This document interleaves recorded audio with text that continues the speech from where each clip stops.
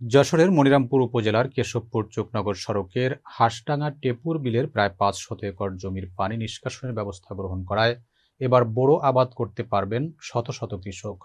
স্থানীয়রা জানান, এবছর প্রচুর পরিমাণে মৌসুমি বৃষ্টিপাতে অধিকাংশ জমি তলিয়ে যায়। এতে করে বোরো আবাদ অনিশ্চিত হয়ে পড়ে। এমতাবস্থায় এলাকার বিশিষ্ট ব্যবসায়ী ও সমাজসেবক সুলতান মোড়ল নিজস্ব অর্থায়নে পানি নিষ্কাশনের ব্যবস্থা গ্রহণ করায় এবার বোরো আবাদ করতে পারবেন শত শত কৃষক।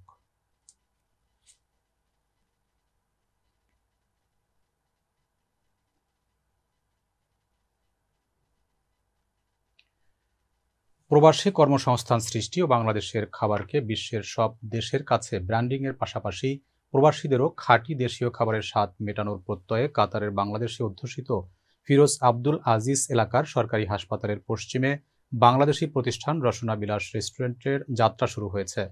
সহকর্মী মোশাররফ হোসেন জনি জানিয়েছেন, ২ জানুয়ারি সন্ধ্যায় বিপুল সংখ্যক প্রবাসীর উপস্থিতিতে উদ্যোক্তা জাহিদ বিন মাহমুদ, খোরশেদ আলম লিটন ও ওয়াহিদুল্লাহ ভূঁইয়ার বিনিয়োগে নতুন সাজে সজ্জিত উন্নত মানসম্পন্ন এ রেস্টুরেন্টের আনুষ্ঠানিক উদ্বোধন ঘোষণা করেন মরহুম মুফাসসিরে কুরআন হযরত মাওলানা দেলোয়ার হোসেন সাঈদীর পুত্র সাবেক উপজেলা চেয়ারম্যান মাসুদ সাঈদী।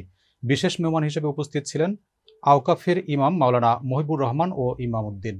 অনুষ্ঠান সঞ্চালনায় ছিলেন আবদুল্লাহ জাহাঙ্গীর। উদ্যোক্তা আশা করেন, প্রবাসী বাংলাদেশিরা তাদের রেস্টুরেন্টে পরিবারের সদস্য, বন্ধু-বান্ধব নিয়ে একবার এসে খাঁটি দেশীয় খাবারের স্বাদ উপভোগ করবেন।